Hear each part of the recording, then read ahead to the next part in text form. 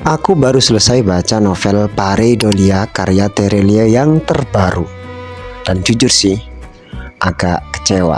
Sedikit aja. Enggak. Mungkin ekspektasiku aja yang terlalu tinggi. Aku paham apa yang mau disampaikan dari novel ini. Dan isinya pun juga menarik. Tapi masalahnya, novel ini tuh enggak se-boom novel-novel standalone Terelia yang pernah aku baca gitu lah. Dan justru itu yang bikin aku bingung. Karena setelah selesai baca novel ini, aku tahu novel ini tuh bagus, tapi kenapa rasanya ada sesuatu yang kurang. Nah, itu yang mau aku bahas di video ini. Jadi, novel ini tuh menceritakan tentang seorang anak kecil dari desa namanya Bagus. Dia itu seolah-olah ditakdirkan miskin sejak kecil sampai tua. Dari kecil dia sering sekali bertanya kepada orang tuanya, kenapa sih kita miskin? Hingga akhirnya dia mencoba untuk merantau pergi ke kota, mencoba segala macam pekerjaan, sampai pada akhirnya menjadi satpam sebuah pabrik sepatu. Pekerjaan itu kemudian menjadi salah satu penopang kehidupan keluarganya bertahun-tahun. Tapi nasib buruk datang lagi, karena menolong seorang pendemo di pabrik, akhirnya Bagus dikeluarkan dari pabrik. Kondisi ekonominya semakin parah, terlilit pinjaman online, dan hidupnya semakin tersudutkan oleh kemiskinan. Padahal Bagus ini digambarkan sebagai seseorang yang satu macam saja, baik hati dan suka menolong. Sampai suatu malam ketika dia menyelamatkan sebuah mobil yang terjebak di lintasan kereta api, akhirnya dia sendiri yang menjadi korbannya. Nah, di ujung ajalnya ini, Bagus tiba-tiba membangkitkan sebuah sistem yang membuat dia bisa melihat sesuatu yang tidak bisa dilihat oleh orang lain. Sistem ini memberikannya misi. Sistem ini memberikannya misi secara berkala dan mengubah kehidupannya. Dari seseorang yang hidup dalam kemiskinan hingga akhirnya dia bisa mencapai sesuatu yang bahkan tidak pernah terbesit dalam pikirannya waktu kecil. Tapi ternyata perubahan hidup itu memiliki konsekuensi yang harus ditanggung. Ada harga yang harus dibayar. Dan menurutku dari sinilah bagian menarik novel ini mulai terasa. Karena pertanyaannya bukan lagi bagaimana cara orang miskin menjadi kaya, tapi jika kita bisa memiliki segala hal yang kita inginkan, apakah hidup kita akan menjadi lebih baik? Apakah hidup kita akan menjadi lebih bahagia? Dan menurutku inilah pertanyaan terbesar yang dibawa oleh novel Pareidolia. Dari awal novel ini di-branding sebagai salah satu novel standalone yang akan menjadi penantang dari novel-novel standalone Terelia yang lain, seperti Rembulan Tenggelam di Wajahmu, Tentang Kamu, Janji, terus Rindu, Hujan. Karena novel pertama yang aku baca dari Terelia itu adalah novel Rembulan Tenggelam di Wajahmu. Itu sudah 10 tahun lebih yang lalu. Jadi ekspektasiku itu waktu membaca ini pasti, wah, ini penantangnya. Harusnya ini juga termasuk novel-novel yang boom gitu, meledak. Tapi ternyata tidak sesuai dengan harapanku. Bukan karena novelnya jelek, tapi mungkin harapanku yang terlalu tinggi. Soalnya ini Bang Tere loh. Sebagai penggemarnya, kalau aku disuruh memilih, aku disuruh membandingkan, aku lebih memilih Rembulan Tenggelam di Wajahmu. Banyak yang aku suka dari novel ini. Salah satunya cerita dengan konsep sistem. Mungkin untuk pembaca lama Terelie, novel ini punya gaya yang cukup unik. Di tengah menjamurnya drama-drama pendek dan anime-anime yang memakai sistem datang ketika itu banyak sekali kan. Dan ternyata sistem ini juga bisa ditampilkan, dipakai di dalam sebuah novel. Nah, ini kalau menurut aku unik sekali ini ya. Jujur memang benar kata Bang Tere, novel ini mengandung unsur kebaruan. Karena memang Bang Tere bilang kalau beliau itu nggak mau menulis secara monoton, dan novel ini tuh sudah cukup mewujudkan eksperimen Bang Tere. Bagus.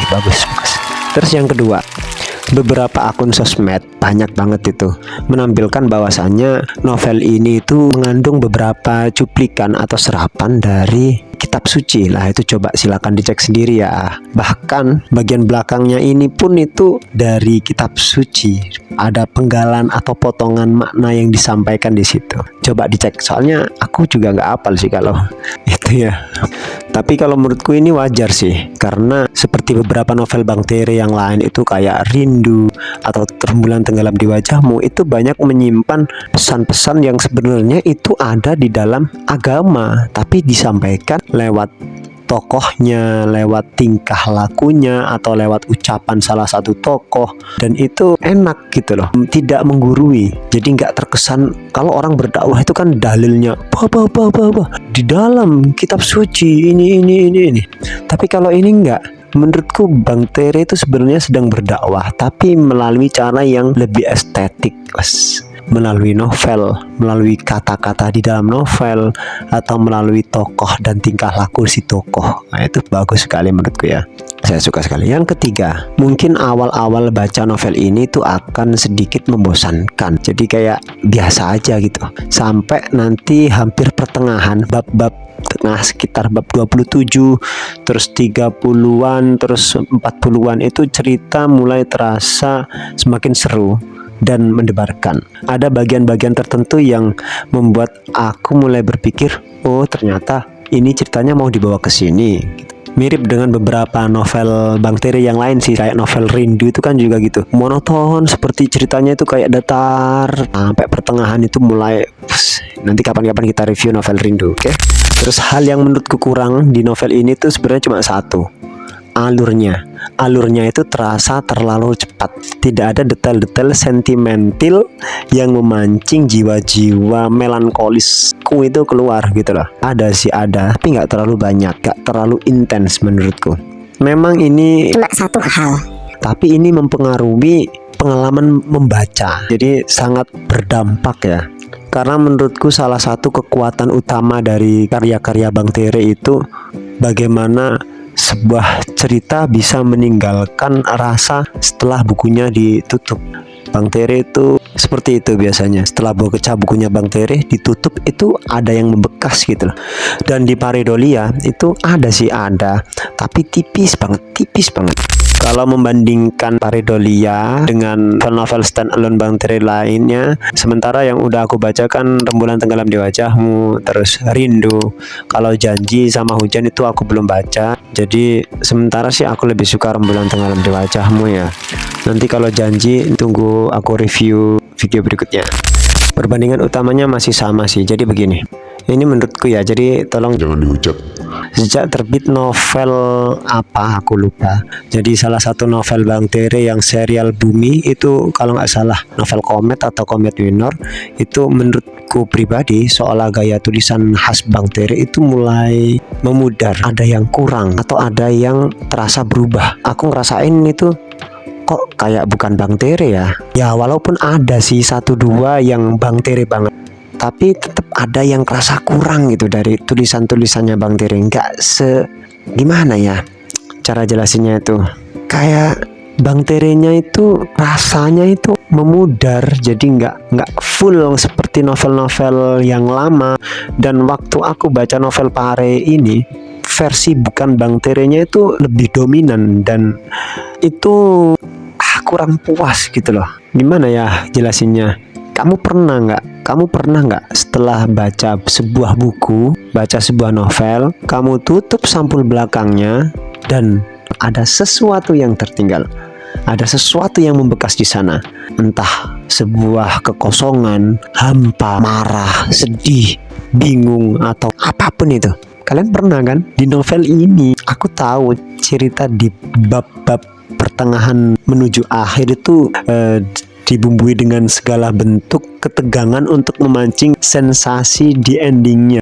Tapi nggak tahu ya, tetap aja, aku itu nggak bisa ngerasainnya, atau mungkin rasaku yang udah mati karena mungkin perbedaan umur membaca. Aku udah membaca Rembulan Tenggelam di Wajahmu itu mungkin sekitar 10 tahun yang lalu, dan sekarang mungkin sense-nya itu beda, aku juga nggak tahu. Tapi yang aku rasain di Pareidolia itu, kalau aku bisa sebutkan dalam sebuah kalimat, sense khasnya Bang Tere itu memudar di novel Pareidolia. Tapi tunggu dulu, bukan berarti novel ini kosong loh ya. Justru tema yang diambil oleh novel ini itu cukup dalam dan berat kalau menurutku. Soalnya ini tentang kekayaan, kemiskinan, kehidupan dan kematian.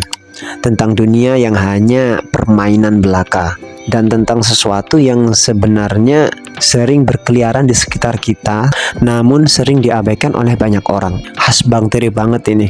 Kita sering banget kan bertanya, kenapa aku cuma dapat segini? Padahal aku sudah berusaha sekeras ini, tapi orang lain yang tidak berusaha sekeras itu bisa dapat lebih banyak. Dunia terasa nggak adil. Novel ini mencoba untuk melogikakan hal tersebut. Kalau aku boleh menyebutkannya sebagai melogikakan takdir. Dan menurutku ini sebenarnya dalam banget. Kalau aku beri kesimpulan, novel ini bagus. Bukan cuma karena tokonya bernama bagus loh ya. Gaya penceritaannya fresh, temanya juga relate dengan kehidupan. Recommended banget buat pembaca yang memang pengen baca cerita-cerita dengan alur yang cepat. Tapi aku nggak ngerekomendasiin novel ini untuk orang-orang yang pengen membaca novel yang bikin terbawa terus nangis-nangis terharu. Itu nggak recommended sih kalau menurutku. Tapi kalau kalian pengen explore novel-novel dengan gaya baru, kalian boleh coba nih baca. Kalau aku rating, aku boleh ngasih rating nggak sih? Aku pemula banget loh. Tapi aku juga pembaca Terelie, jadi sebagai salah satu penggemar Bang Tere, untuk novel Pareidolia 1-5 aku kasih rating 4,3. Soalnya novel-novel Bang Tere itu nggak ada yang ratingnya di bawah 4 kalau menurutku sendiri lah ya. Kalian juga ngerasain nggak apa yang aku rasain waktu baca novel Pareidolia? Coba share komen di bawah.